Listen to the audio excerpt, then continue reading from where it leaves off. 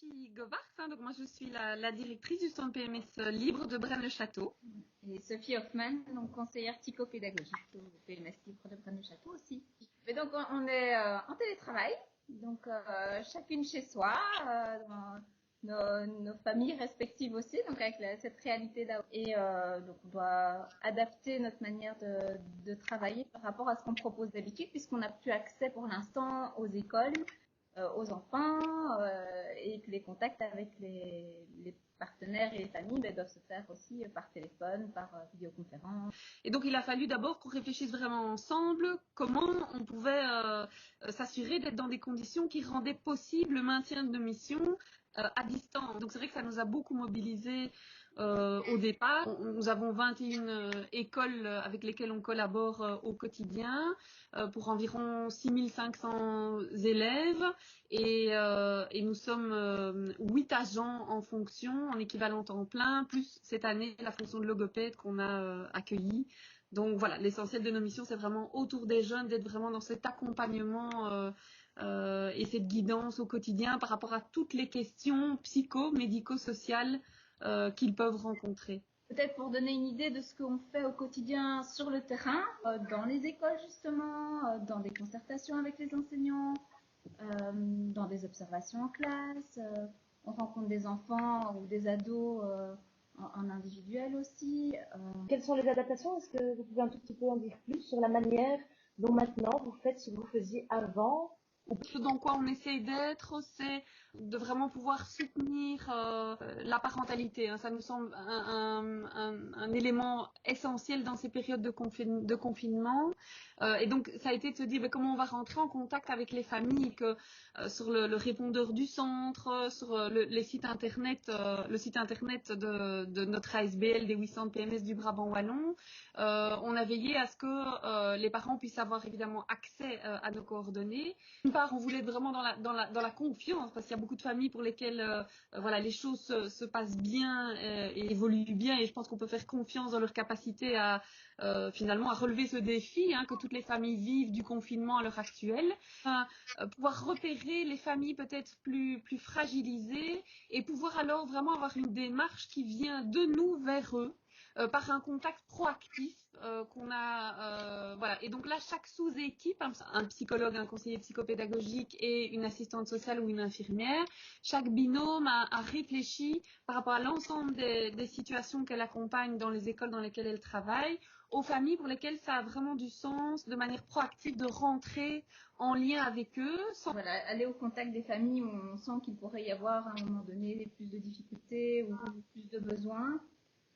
De rester attentif au suivi des situations qui étaient déjà en cours chez nous, comment les directions arrivent à soutenir leurs équipes pédagogiques dans la réflexion autour de comment faire encore école au temps du confinement, jusqu'où aller.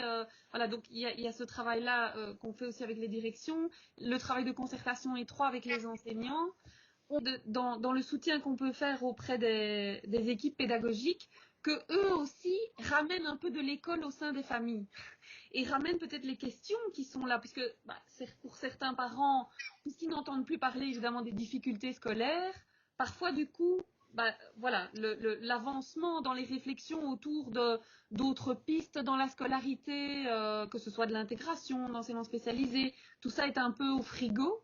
Il y a une proactivité dans l'équipe que je tiens vraiment à souligner. Par exemple, toutes les questions d'orientation en secondaire, ça a été vraiment de rassembler tous les outils qu'on peut avoir nous à notre disposition, et que d'habitude on travaille de manière quand même un peu plus individualisée avec les jeunes qui viennent nous voir autour des questions pour lesquelles ils viennent nous voir, et où ici on a rassemblé tous ces outils-là. Et via les plateformes comme Smart School que les écoles ont, qu'on a pu transmettre aux jeunes et à leurs familles pour que finalement ce travail puisse se faire un peu à distance. Le jeune, quel chemin il peut faire en cette période de confinement où il ne sait pas aller voir les écoles pour l'année prochaine.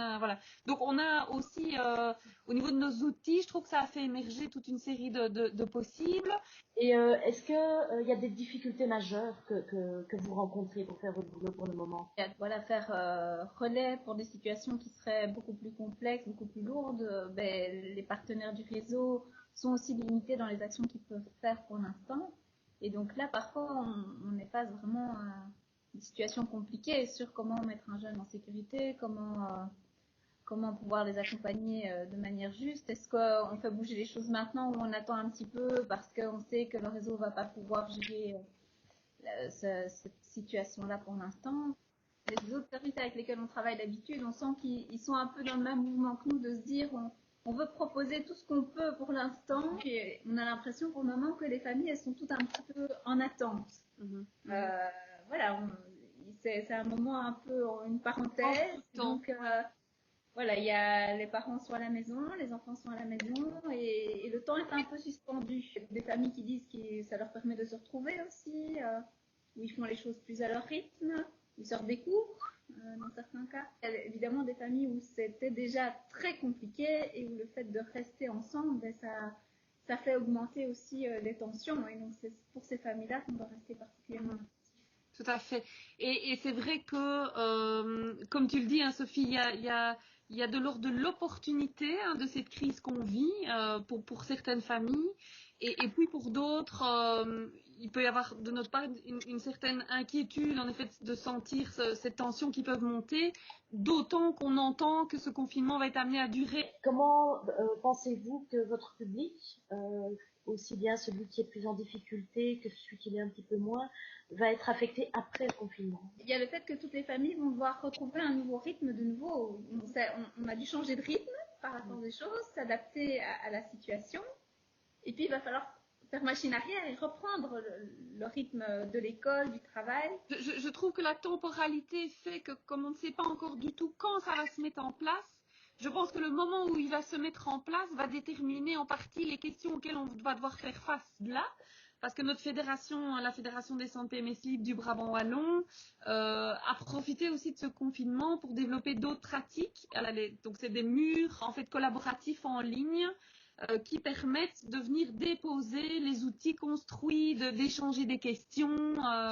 Et voilà. Et donc, je pense que ça, c'est vraiment un type de pratique qui va sûrement se poursuivre après le confinement. Au moment où on va reprendre, de pouvoir se dire, voilà, il faut qu'on puisse outiller aussi les écoles, qu'on puisse outiller les familles, et donc de se dire, on se prévoit notre cartable pour la rentrée finalement. Tiens, si maintenant vous vous disiez on peut formuler des demandes, on a envie de demander certaines choses, ben ça peut être à votre secteur, ça peut être à d'autres secteurs, ça peut être à nous en tant que CLPS, ça peut être à la population, aux autorités. Est-ce que vous auriez des demandes à formuler? Un cadre clair dans lequel on va pouvoir redémarrer, d'identifier les questions en termes de sécurité, de sécurité même sanitaire, pour protéger tout le monde. Enfin, il y a là toute une série de questions auxquelles moi je n'ai évidemment pas réponse. Et donc on a des choses à mettre en place pour ne pas que cette période-ci ait renforcé les inégalités. Est-ce que c'est un questionnement qui se pose ou pourrait se poser chez vous? Dans nos missions PMS aussi, la lutte contre les inégalités sociales. Certaines familles plus en difficulté. Le fait même de nous appeler compliqué parce que par exemple on n'a pas de forfait GSM et donc voilà. Et d'où notre proactivité, tu vois, du moment de nous-mêmes passer du coup les coups de fil. C'est aussi une manière de répondre quelque part à se rendre accessible à tous, y compris à ceux qui ne sauraient pas d'eux-mêmes avoir accès à nous. Quand on a les directions d'école en ligne, c'est aussi de dire tiens, est-ce que vous avez l'occasion de prendre contact avec telle ou telle famille? Est-ce que vous avez des nouvelles? Réfléchis avec les directions et les enseignantes à comment eux peuvent aussi revenir vers ces familles-là. En interpellant, en disant tiens, ben voilà, on remarque qu'il n'y a pas il n'y a pas encore eu de connexion de votre enfant, par exemple. Comment est-ce qu'on peut, est-ce que vous avez ce qu'il faut pour? Comment est-ce qu'on peut vous soutenir? Et donc les écoles sont quand même attentives à ça. Hein. Le fait que tout le monde n'est pas dans les mêmes conditions à la maison pour pouvoir travailler aussi. On a quand même des enseignants qui se mobilisent beaucoup et des directions qui soutiennent les enseignants dans ce mouvement-là. Je pense qu'ils se rendent compte aussi que c'est pas facile pour certains. Et ce sera peut-être encore moins après, puisqu'il y aura toute une série de personnes qui auront vraiment été dans des difficultés de ne pas pouvoir travailler pendant un certain temps. De quoi auriez-vous besoin pour bien faire ce travail d'empêcher que les inégalités aient encore été creusées davantage? On est déjà attentif évidemment au fait que les parents travaillent, etc. Mais on le sera sans doute d'autant plus parce que déjà en temps normal, c'est pas toujours simple de prendre congé. Mais là, pour les familles qui depuis des mois n'ont plus aucune rentrée financière.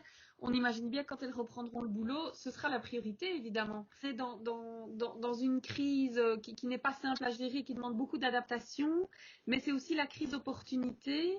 Et ce que je trouve vraiment intéressant, c'est que on est tous un peu forcés à développer de nouvelles manières d'entrer en lien, qui devront certes faire l'objet d'évaluations parce qu'elles ont leurs avantages, mais aussi leurs inconvénients. Mais je pense que il y a beaucoup de choses de ce qu'on vit qui pourront servir par la suite et qui pourront être réutilisées peut-être pour faciliter même notre travail. C'est l'occasion aussi de les découvrir d'une autre manière, comme les plannings, les centres de guidance avec lesquels on travaille souvent. Voilà, on entend finalement ils sont confrontés un peu à la même chose que nous et donc c'est un autre lien qui se crée aussi.